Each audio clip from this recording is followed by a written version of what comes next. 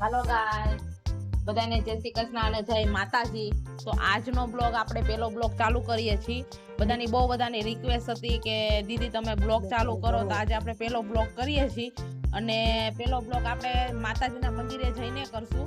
તો ચાલો આપણે બધાને માતાજીના દર્શન પણ કરાવું, તો આપણે ત્યાં પાછા મળીએ।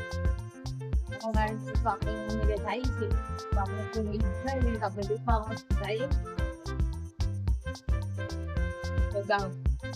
તો જો આપણે માતાજીના મંદિરે આવી ગયા છે। આ ખોડિયાલમાનું મંદિર છે, તો આપણે બધા દર્શન પણ કરી લઈએ એના।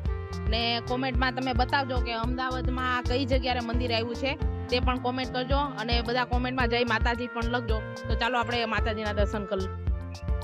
તો જય માતાજી બધા।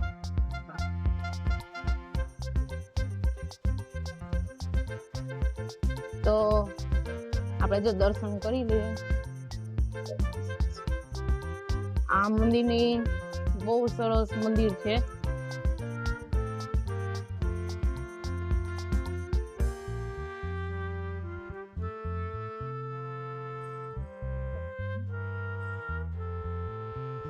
તો ચાલો હવે આપણે એક બીજા મંદિરમાં પણ આપણે માતાજીનું દર્શન કરી લઈએ, કે જ્યાં 7 બહેનું ને ભાઈ। તો જો આપણે ખોડિયાલમાના દર્શન કરી લીધા છે ને હવે આપણે મંદિરના નીચે ભોયરામાં દર્શન કરીએ। 7 બહેનું સાથે ભાઈ પણ એના માથે વિરાજમાન છે, તો ચાલો આપણે એ દર્શન કરીએ।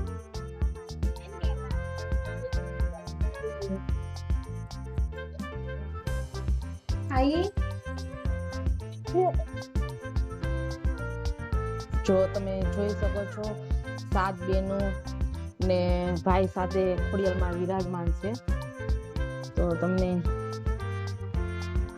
દર્શન કરાવી દઈએ। તમે આપણે માતાજીના દર્શન બધા કરી લીધા છે અને અમદાવાદમાં કઈ જગ્યાએ આ મંદિર આવ્યું છે તે પણ બધા કોમેન્ટ કરજો અને કોમેન્ટમાં જય માતાજી લખવાનું ભૂલશો નહીં।